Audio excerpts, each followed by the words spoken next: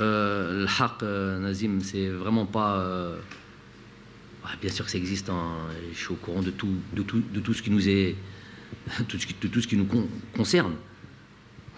Mais la première réflexion, elle n'a pas été celle-là. La première réflexion...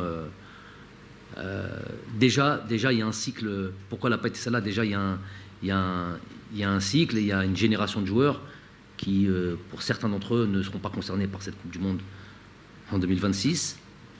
Et ne serait-ce que par le fait de la demande extrême que j'avais sur ces joueurs-là et des exigences que j'avais avec ces joueurs-là pour cette Coupe du Monde-là, fait qu'il est difficile pour moi de me refaire des plans sur la comète et repartir sur... Moi, ce qui m'intéresse aujourd'hui, c'est de reconstituer. Parce qu'il s'agira de ça. De reconstituer un groupe fort, un groupe compétitif, avec des joueurs qui arrivent et qui sont capables de prendre leurs responsabilités, comme certains l'ont fait.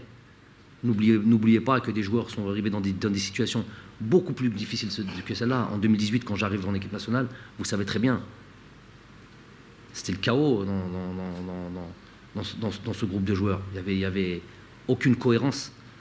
Il a fallu évidemment reformater l'esprit, recréer un groupe sain et compétitif. Ça, c'était par des prises de décision, c'était par une ligne directrice que tout le monde devait suivre, et c'était aussi par des changements de joueurs. Mais ces changements de joueurs et ces nouveaux joueurs qui sont arrivés, ils ont assumé leurs responsabilités. À un moment donné, nous, on fait tout ce qu'il faut, tout ce qui est important pour les mettre dans les meilleures conditions et les mettre, voilà, qu'ils puissent s'exprimer le mieux possible. Je parle de staff technique, là, je parle purement de technique. Ensuite, c'est le joueur qui est sur le terrain et c'est le joueur qui met en application et qui fait en sorte d'être important dans cette équipe-là et de faire en sorte que cette équipe marche. Donc, moi, c'est là où j'appelle à... Pour parler de cette Coupe du Monde, ça viendra en temps. Il y a celle-là n'est pas encore jouée. Moi, ce que j'ai envie de dire, moi, mon stage aujourd'hui, c'est l'Ouganda. Moi, c'est ma Coupe du Monde aujourd'hui, c'est ça. C'est l'Ouganda, c'est la Tanzanie. Ensuite, il y aura au mois de septembre les deux confrontations. Moi, mes Coupes du Monde, elles sont là maintenant. C'est dommage pour nous, c'est dommage pour ces joueurs. C'est vraiment dommage pour ces joueurs. J'estime qu'on a mérité, de se qualifier à cette Coupe du Monde. J'ai le droit de penser ça. C'est les faits qui parlent.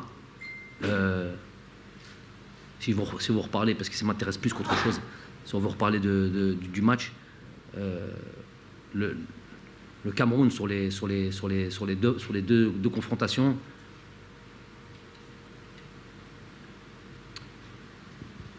ils ont l'occasion en deuxième mi-temps sur le centre et le double arrêt de Raïs. Mis à part ça, il n'y a pas une frappe au but. Il y a la frappe de Toko Ekambi au match aller sur coup franc.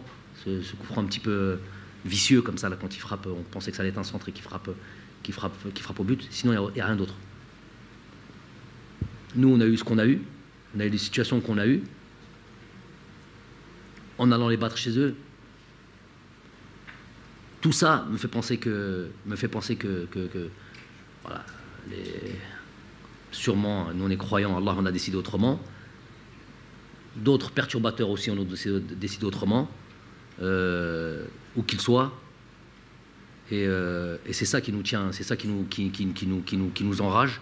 Donc, par rapport à ça, il est difficile pour moi de me projeter jusqu'en 2026 et de savoir. Moi, ce qui m'intéresse, voilà, c'est cette date FIFA, faire en sorte que les joueurs, et notamment ces nouveaux joueurs, que les joueurs qui ont l'habitude de venir soient de nouveau. Je vais voir ça dans leurs yeux. Je vais voir ça dans leurs yeux parce qu'ils ont été touchés, ils ont été atteints. Donc, je vais voir dans leurs yeux s'ils ont faim. Je vois un cas Islam Slimani, ça fait déjà 10 jours qu'il est à Sidi Moussa, qui bosse comme un gamin. Ici, déjà, lui, j'ai déjà une première réponse. Ensuite, j'attends de voir certains joueurs et de voir comment parce que le téléphone, on a tellement parlé que ça ne suffisait plus. Maintenant, il faut se voir. Et puis surtout ces joueurs, les jeunes, qui comprennent que voilà, on est un groupe de joueurs compétitifs, de joueurs qui ont faim, des joueurs qui veulent respecter cette sélection, respecter ce drapeau et répondre aux attentes du peuple. Parce que le football est le sport numéro 1. Donc c'est ça, voilà ce qui m'incombe aujourd'hui, plutôt que de penser si loin. Bonjour.